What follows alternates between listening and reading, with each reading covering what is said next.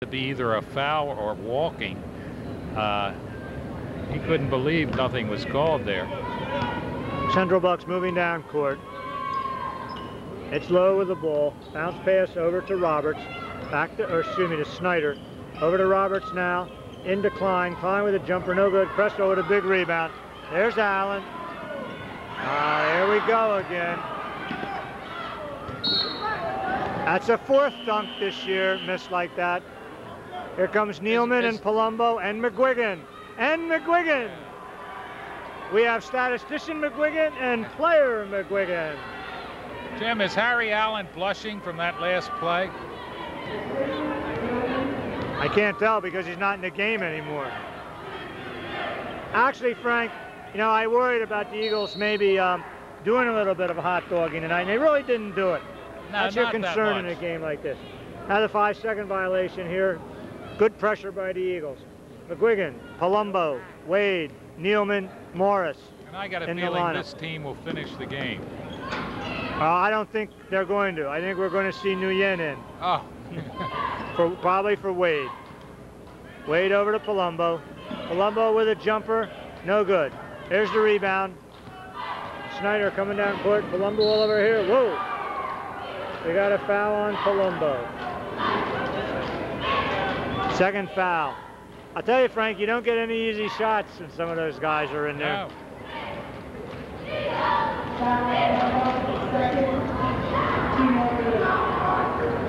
For Central Bucks, number 20, Sauer returns to the lineup, replacing Zimmer.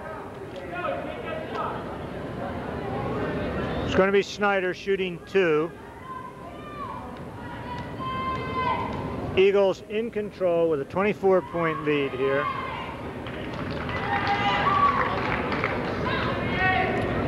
And you know, Jim, John Cresswell does this all the time. He never runs up the score. And even last year, he could have left a guy like Perry in during these games, so Perry could have a 40-point average and be up there in the statistics. Wade with a jumper, it's short. Nealman with a big rebound. Puts it up, we're going to have a foul on Lowe.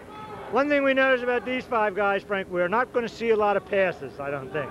That ball goes up there, they are shooting.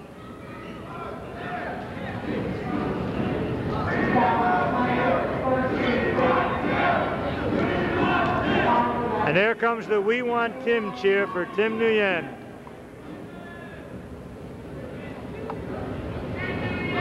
Nealman's first shot around and out. Brian is a 6'5" 12th grader.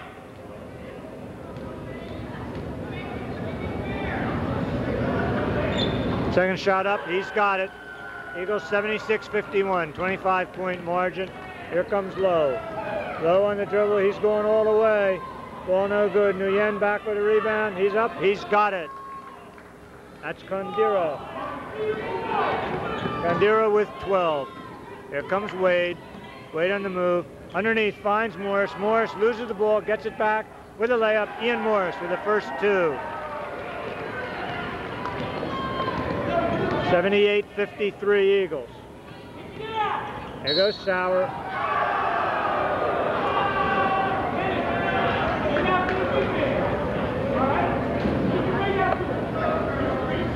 Foul on McGuigan. Going to be 2 shots for Sauer. And Frank, you know, we said this is not the best we've seen Eagles this year, and they're still up by 25 points here. Sauer shout around. Before this game gets out of hand, what do we have for rebounding statistics over there? I can get it. Is this a test, Frank? No, I was just wondering before that what the starters had versus the subs. Here comes Wade. Wade fakes out over to Morris. No shot. He comes back to Palumbo. Palumbo on the move in. No good. Battle for a board. Morris up high. No good. Morris controls to Wade. Wade on the move. Over to McGuigan. Chris McGuigan. No. Rebound by Snyder. Snyder to Lowe. Lowe and Sauer on the fast break. Ball comes to Sauer. Shot no good. Rebound. Battle. Kandira. Looked like we should have had a foul there underneath. Here comes Wade back. Wade dribbles off the back of the foot of Nealman. Over to McGuigan. Chris McGuigan launches the jumper. It's short off the rim. Here comes Kandira. Cross court to Klein. Tim Nguyen is off the Eagles bench, ready to come in. There's Lowe. Lowe around behind the back. Over to Sauer. Sauer back in. We're going to have a foul on the Eagles. On Nealman. That's his first. Nguyen coming in for the Eagles. He replaces Palumbo. And the crowd gives him a big hand. They were waiting for this young man to come in. Think how they'll sound if he gets a bucket. 32 to 12.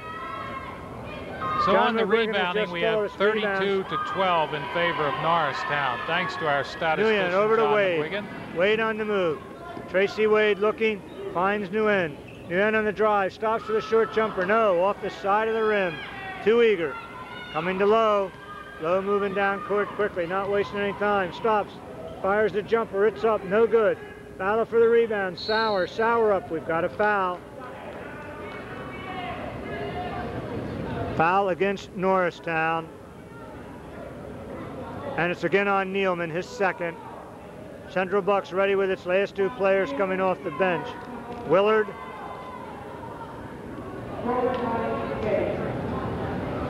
Coming in, he replaces Lowe. The other players should be Barrett waiting to come in. He replaces Snyder. As Sauer makes the first. Ready with a second. Eagles still leading by 22. Sauer ready. It's around, no good. Battle for the boards. Morris controls to Nguyen. Nguyen finds Wade. Wade moving down quickly. Tracy Wade to launch a three. He's got it. First three for Wade. Pressure by McGuigan. Here comes Central Bucks back. We're coming down to the 30-second margin. Eagles up again by 25. Pass stolen by Morris. Oh boy, Morris did something. Oh man. Frank, I hate to see that. You know what I've done? Yes. This summer I ruptured an Achilles tendon. And that looks like he might have just come down and pulled something or sprained something. You hear it if it's your Achilles. You know what it is. I hope it's just a slight sprain for Morris. There goes Wade. He's taking off that sneaker. He should lace it up tighter. Ball goes over to Palumbo, taken away by... Going to have a foul. Foul is on Palumbo, his third.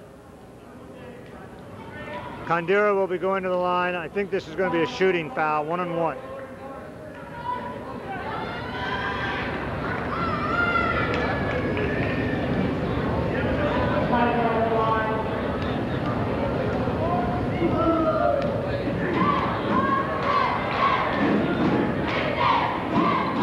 Shot up, no good. Battle for the boards. Kandira has it. On the move underneath. There he goes. No good. Battles for the board. He's got it. McGuigan snuffs it. Sauer comes out with it. Sauer on a strong move. Foul's going to be on Nealman again.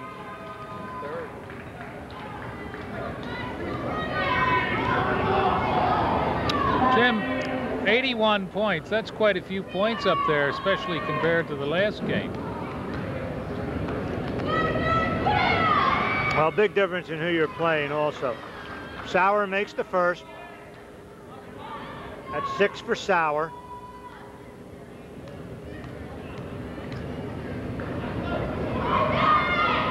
Sauer the second one, no good. Rebound McGuigan. But down, there's only 3 seconds left.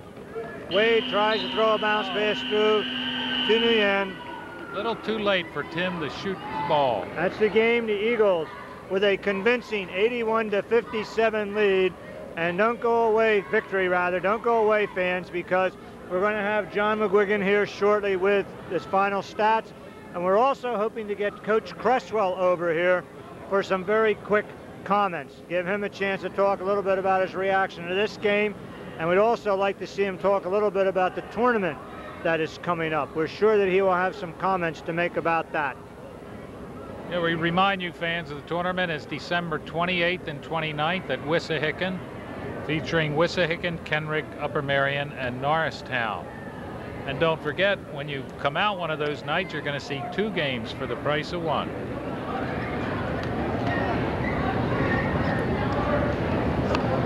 Norristown standing 2-0 now in the league, Frank. Convincing victories.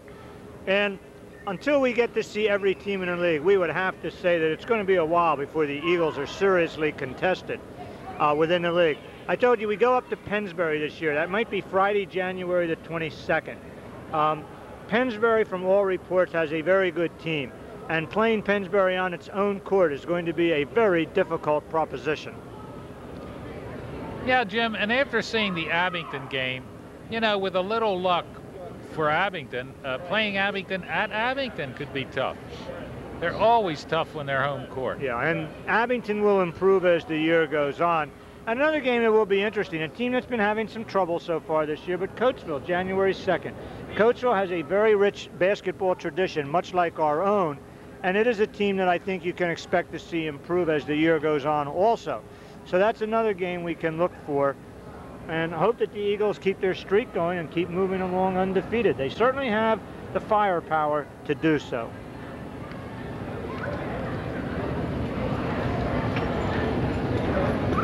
Doesn't take long for our gym to clear out, Frank, at the end of a game. Well, there weren't that many here. You're not supposed to say that.